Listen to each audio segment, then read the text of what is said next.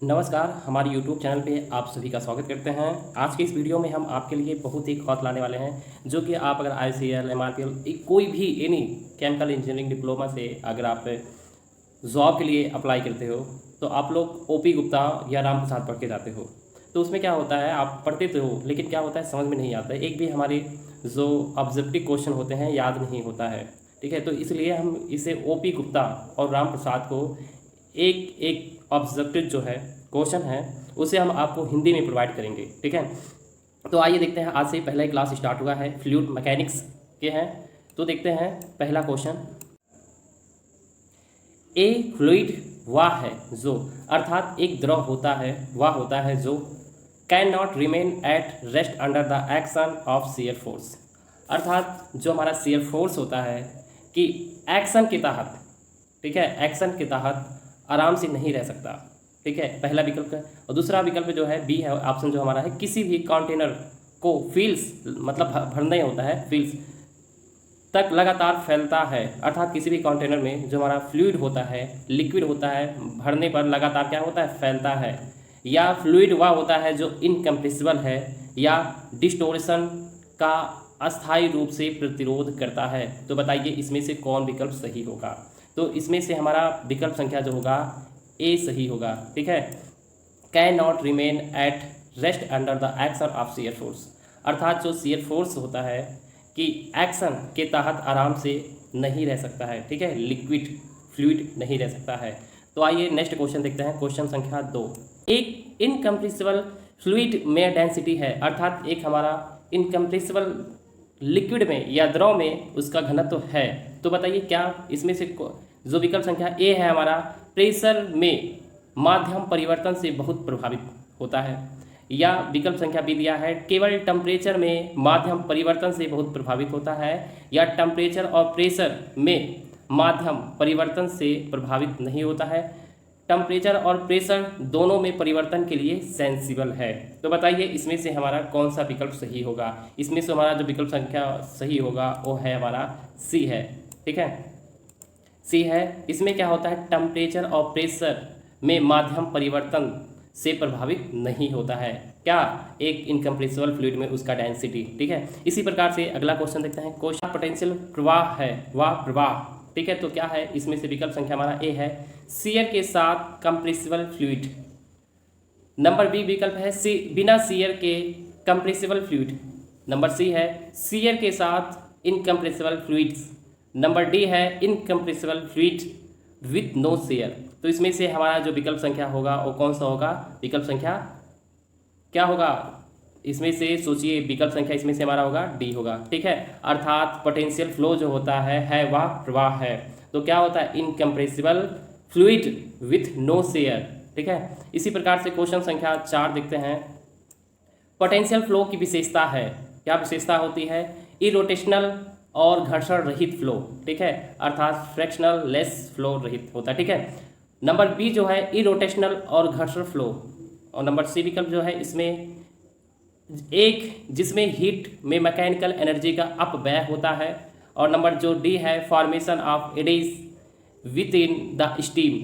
तो इसमें से हमारा विकल्प संख्या क्या होगा, विकल्प संख्या इसमें से जो हमारा सही होगा ए होगा। अर्थात जो हमारा पोटेंशियल फ्लो की विशेषता होती है वो इरोटेशनल और घर्षण रहित होता है, फ्लो होता है। ठीक है, इसी प्रकार से अगला क्वेश्चन देखते हैं, क्वेश्चन संख्या 5। न्यूटन्स का विस्कोसिटी का नियम संबंधित है। तो बताइए किससे संबंधित है, विकल्प संख्या ए शियर स्ट्रेस से है और वेलोसिटी से है। नंबर बी विकल्प है वेलोसिटी ग्रेडियंट और प्रेशर इंटेंसिटी। नंबर सी जो है हमारा ए फ्लूइड में शेयर स्ट्रेस और कोणीय डिफॉर्मेशन की रेट। ठीक है, और नंबर जो डी है प्रेशर ग्रेडियंट और कोणीय डिफॉर्मेशन रेट होता है।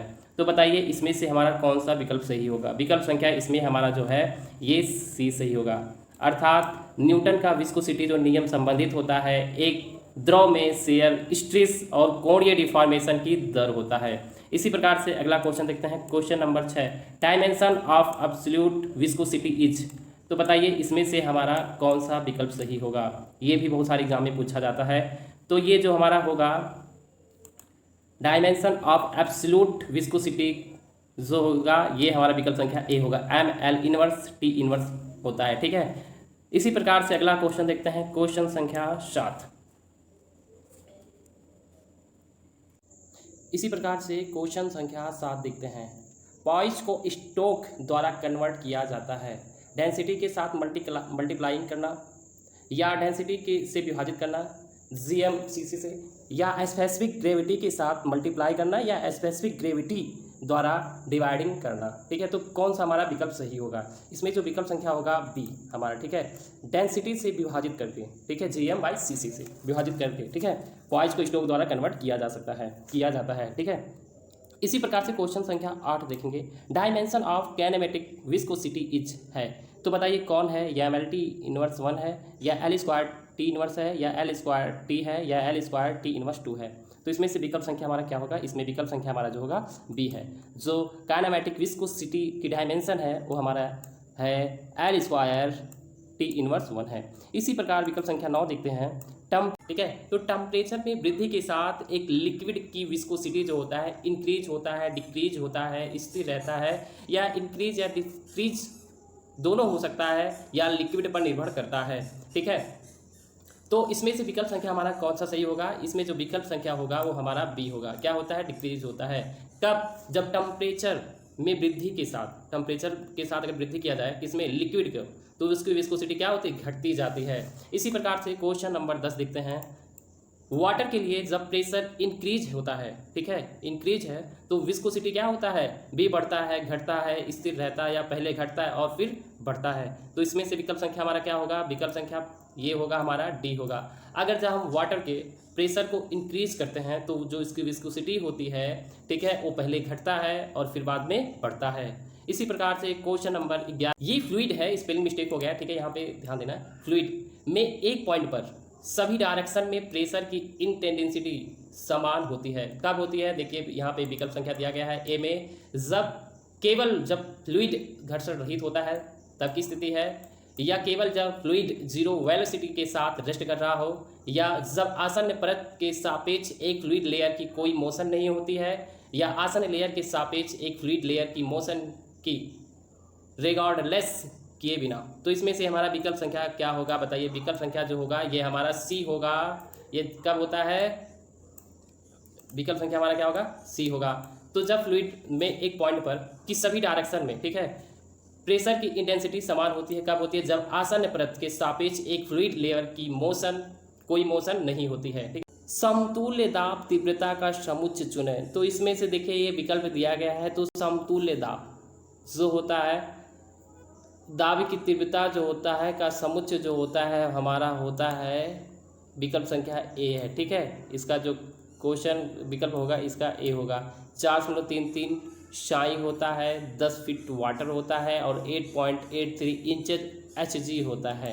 ठीक है, इसी प्रकार से क्वेश्चन नंबर 13 देखते हैं, एक रिजिड बॉडी के रूप में वर्टिकल अक्ष के बारे में निरंतर कोणीय वेग से घूमने वाले फ्लूइड के लिए प्रेशर की तीव्रता बदलती रहती है।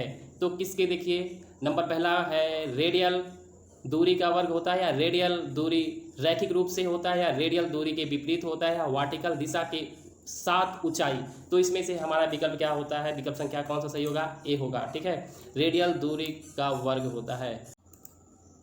इसी प्रकार से क्वेश्चन नंबर 14 नंबर देखेंगे, प्रेशर का सेंटर है, जो हमारा प्रेशर होता है प्रेशर का सेंटर है। तो बताइए विकल्प दिया गया है, हमेशा एरिया के केंद्र के नीचे होता है, या हमेशा एरिया के केंद्र के ऊपर, या पैडामी बल की एक्शन की रेखा पर एक बिंदु होता है, या सबमेर्ज्ड क्षेत्र के केंद्र में। तो इसमें से विकल्प संख्या हमारा क्या होगा?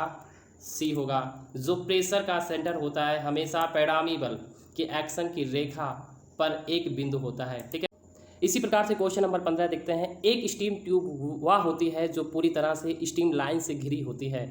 तो इसमें विकल्प दिया गया है, ए सर्कुलर होता है, ए इनकॉन्वीनियंट होता है, ए स्मॉल होता है, या ए लार्ज होता है। तो इसमें से विकल्प संख्या हमारा जो होता है, एक स्टीम ट्यूब वह होती है जो उसे पूरी तरह से स्टीम लाइन से घिरी होती है, एनी कॉन्वीनियंट से, अर्थात कोई भी सुविधाजनक। ठीक है, ये हमारा विकल्प संख्या जो होगा बी होगा। ठीक है, इसी प्रकार से तब मास वेलोसिटी टेम्परेचर से स्वतंत्र होता है और प्रेशर जब फ्लो होता है, अर्थात जो हमारा मास होता है द्रव्यमान, ठीक है, वेलोसिटी टेम्परेचर से क्या होता है? स्वतंत्र होता है, और प्रेशर और दाब का जब फ्लो होता है।